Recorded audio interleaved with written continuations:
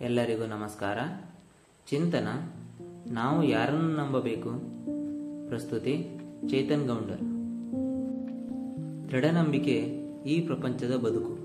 ಸಮಸ್ಯೆಗಳ ಸವಾಲು ಬಂದಾಗಲೆಲ್ಲ ಮನಸ್ಸಿನ ಸ್ಥಿತಿ ಅಯೋಮಯ. ಯಾರನ್ನು ನಂಬುವುದು ಎನ್ನುವುದೇ ಗೋಚಲಾಗಿರುವ ವಿಷಯ. ನಂಬಿಕೆ ಎನ್ನುವುದು ಹಾಗೆಯೇ ಅಳೆದು ತೂಗಿ ನೋಡುವಂತಹುದು. ಮುಳುಗುವ ಸಂದರ್ಭ ಬಂದಾಗ ಹುಲ್ಲುಕಡ್ಡಿಯ ಮೇಲೆಯೂ ನಂಬಿಕೆ ಬರುತ್ತದೆ ಎನ್ನುವುದು ಬೇರೆ ಮಾತು. ಆದರೆ ಯೋಚನೆ ಮಾಡುವಷ್ಟು ಕಾಲಾವಕಾಶ ಇದೆ ಎಂದಾದರೆ ಎಲ್ಲವನ್ನೂ ತಕ್ಕಡಿಗೆ ಹಾಕಿ ತೂಕ ಮಾಡಿಯೇ ನಂಬುವ ಬುದ್ಧಿ ಮನುಷ್ಯನದು. ಇದೇನೋ ಒಳ್ಳೆಯದೇ, ಆದರೆ ಮನುಷ್ಯನಲ್ಲಿ ಇರಬೇಕಾದುದು ದೃಢನಂಬಿಕೆಯಷ್ಟೇ. ಸುಗ್ರೀವನ ಬಳಿ ಇದ್ದವರೇನು ಅಂತಿಂತವರಲ್ಲ, ಸ್ವತಃ ಶ್ರೀರಾಮಚಂದ್ರ. ಆದರೇನು ಮಾಡುವುದು?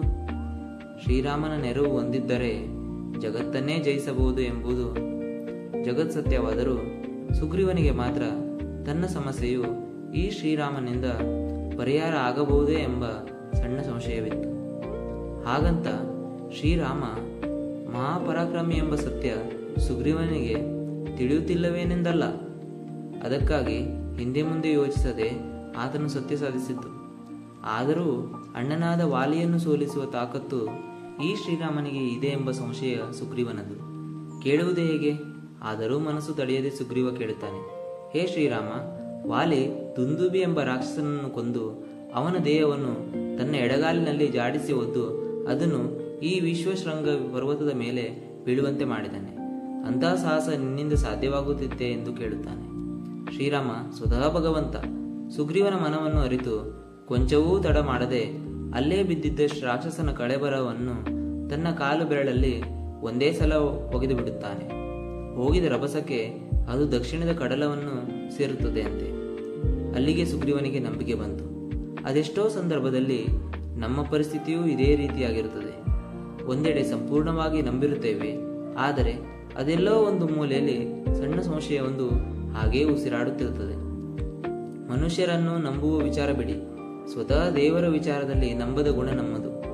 ನೀವೇ ನೋಡಿ, ಅದೆಷ್ಟೋ ಬಾರಿ ಕಷ್ಟಗಳು ಬಂದಾಗ ಎಲ್ಲಾ ದೇವರುಗಳ ಮೇಲೆ ಹರಕೆ ಹಾಕುವುದು, ಕಾಣುವ ಎಲ್ಲಾ ಧರ್ಮ ಕ್ಷೇತ್ರಗಳಿಗೆ ತೆರಳುವುದು ನಮ್ಮ ರೂಢಿ. ಇದನ್ನೇ ನಾವು ದೇವರ ಮೇಲಿನ ನಂಬಿಕೆ ಎಂದುಕೊಂಡಿರುತ್ತೇವೆ ಅಷ್ಟೇ. ಆದರೆ ಅದು ಪರಿಪೂರ್ಣ ನಂಬಿಕೆ ನಿಜಕ್ಕೂ ಅಲ್ಲವೇ ಅಲ್ಲ. ಇಲ್ಲಿ ಅಂತರ್ಗತವಾಗಿರುವುದು ಅಪನಂಬಿಕೆ ಅಷ್ಟೇ. ಯಾಕೆಂದರೆ ಒಂದು ದೇವರ ಮೇಲೆ ನಂಬಿಕೆ ಬಲವಾಗಿದ್ದರೆ ಅಚ್ಚಲವಾಗಿ ಇನ್ನೊಂದು ಗರ್ಭಗುಡಿಯ ಮುಂದೆ ನಿಂತು ಅಂಗಲಾಚಿ ಹರಕೆ ಸಲ್ಲಿಸುವ ಅವಶ್ಯಕತೆಯೇ ಇರುವುದಿಲ್ಲ ಅಲ್ಲವೇ? ಒಮ್ಮೆ ರಾಮಕೃಷ್ಣ ಪರಮಹಂಸರ ಶಿಷ್ಯನೊಬ್ಬನು ಬಂದು ನನಗೆ ದೇವರನ್ನು ತೋರಿಸಿ, ಗುರುಗಳೇ ದೇವರನ್ನು ತೋರಿಸಿ ಎಂದು ದಂಬಾಲು ಬೀಳುತ್ತಿದ್ದ. ನಿನ್ನ ಸಾಧನೆ ಶ್ರಮ ಸಾಲದು, ಇನ್ನಷ್ಟು ಸಾಧಿಸು, ಆಮೇಲೆ ನಿನಗೆ ದೇವರನ್ನು ದರ್ಶನ ಮಾಡಿಸುತ್ತೇನೆ ಎಂದು ರಾಮಕೃಷ್ಣರು ದಿನ ದೂಡುತ್ತಲೇ ಇದ್ದರು. ಆ ಶಿಷ್ಯನಾದರೂ ದಿನದಿಂದ ದಿನಕ್ಕೆ ಹೆಚ್ಚು ಹೆಚ್ಚು ಜಪಜ್ಞಾನದಲ್ಲಿ ತೊಡಗಿಕೊಂಡು, ಗುರುಗಳೇ ಇನ್ನಾದರೂ ದೇವರನ್ನು ತೋರಿಸಿ ಎಂದು ಬೇಡುತ್ತಿದ್ದ. ಆದರೆ ರಾಮಕೃಷ್ಣರು ಮಾತ್ರ ಸಾಧನೆ ಸಾಲದು ಎಂದು ಮುಂದಕ್ಕೆ ದೂಡುತ್ತಲೇ ಇದ್ದರು. ಬೇಸತ್ತ ಶಿಷ್ಯ ಕೊನೆಗೆ, ಗುರುಗಳೇ ನೀವು ನನ್ನ ಸಾಧನೆಯನ್ನು ಸಾಲುತ್ತಿಲ್ಲ ಎಂದು ಸುಳ್ಳು ಹೇಳುತ್ತಿದ್ದೀರಿ, ದೇವರನ್ನು ತೋರಿಸಲು ನಿಮ್ಮಿಂದ ಸಾಧ್ಯವಿಲ್ಲವಷ್ಟೇ ಎಂದು ಹೇಳುತ್ತಾನೆ. ಅಂದರೆ ಸ್ವತಃ ಗುರುಗಳನ್ನು ನಂಬದ ಮನಸ್ಥಿತಿ ಅವನದು. ಶಾಂತಚಿತ್ತರಾದ ಪರಮಹಂಸರು ನಿನಗೆ ಬೆಳಿಗ್ಗೆ ನದಿಯ ದಡದಲ್ಲಿ ದೇವರ ದರ್ಶನ ಮಾಡಿಸುತ್ತೇನೆ ಬಾ ಎನ್ನುತ್ತಾರೆ.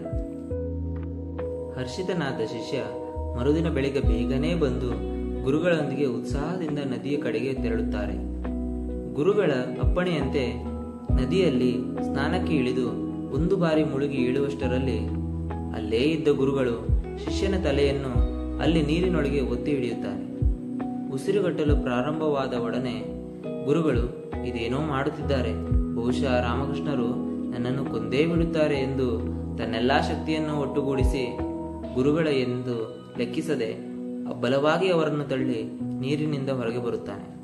ಹೊರಗೆ ಬಂದು ನೋಡಿದರೆ ರಾಮಕೃಷ್ಣರು ಹಸನ್ಮುಖಿಯಾಗಿ ನಿಂತುಕೊಂಡು, ನೋಡಿದ್ಯಾ, ಕೇವಲ ನಿನ್ನ ಶರೀರದಲ್ಲಿರುವ ನಿನ್ನ ಉಸಿರಾಟವನ್ನು ಉಳಿಸಿಕೊಳ್ಳಲು ನೀನು ಇಷ್ಟೊಂದು ಶ್ರಮಪಟ್ಟೆ ಎಂದಾದರೆ ಇನ್ನೂ ಉಸಿರೊಳಗೆ ಉಸಿರಾಗಿರುವ ಭಗವಂತನನ್ನು ಕಾಣಲು ಇನ್ನೆಷ್ಟು ಶ್ರಮ ಪಡಬೇಕಾಗಿದೆ ಎಂಬ ಸತ್ಯವನ್ನು ಶಿಷ್ಯನಿಗೆ ಗೋಚರಿಸುತ್ತಾರೆ. ಶಿಷ್ಯನಿಗೆ ಗುರುಗಳ ಮಾತು ಅರ್ಥವಾಯಿತು. ಗುರುಗಳ ಮೇಲಿನ ನಂಬಿಕೆ ದೃಢವಾಯಿತು. ಸತ್ಯದ ಪದ ಗೋಚರಿಸಿತು. ನಂಬಿಕೆ ಬಲವಾಗಿದ್ದರೆ ಮಾತ್ರ ಯಶಸ್ಸು ಸಾಧ್ಯ. ನನ್ನ ಯಶಸ್ಸು ನನ್ನಿಂದ ಸಾಧ್ಯ ಎನ್ನುವ ನಂಬಿಕೆಯೊಂದು ಗಟ್ಟಿಯಾಗಿ ಬಿಟ್ಟರೆ ಅಲ್ಲಿಗೇ ನಮ್ಮ ಯಶಸ್ಸು ಅರ್ಧ ಕೈಗೂಡಿದಂತೆ. ಆವಾಗಲೇ ನಮ್ಮ ಆಂತರ್ಯದ ಸೂಕ್ಷ್ಮ ಮನಸ್ಸು ನಮ್ಮನ್ನು ಸಾಧಿಸುವ ನಿಟ್ಟಿನಲ್ಲಿ ಪರಿವರ್ತಿಸಲು ಪ್ರಾರಂಭಿಸುತ್ತದೆ. ಪರಸ್ಪರ ನಂಬಿಕೆಗಳು ಜನರಲ್ಲಿ ಬಲಿಷ್ಠಗೊಂಡರಷ್ಟೇ ಶಾಂತಿ, ಸಹಬಾಳ್ವೆ ಸಾಧ್ಯ. ಲೋಕದ ಏಳಿಗೆ ಸಾಧ್ಯ ಎಂಬುದು ಸತ್ಯ. ಆದರೆ ಏನು ಮಾಡುವುದು? ಈ ಸತ್ಯವನ್ನು ಸಮಾಜ ನಂಬುತ್ತಲೇ ಇಲ್ಲ. ಆದ್ದರಿಂದ ಮೊದಲು ನೀವು ನಿಮ್ಮನ್ನು ನಂಬಿ, ನಂತರ ಜಗತ್ತು ನಿಮ್ಮನ್ನು ನಂಬುತ್ತದೆ. ಧನ್ಯವಾದಗಳು.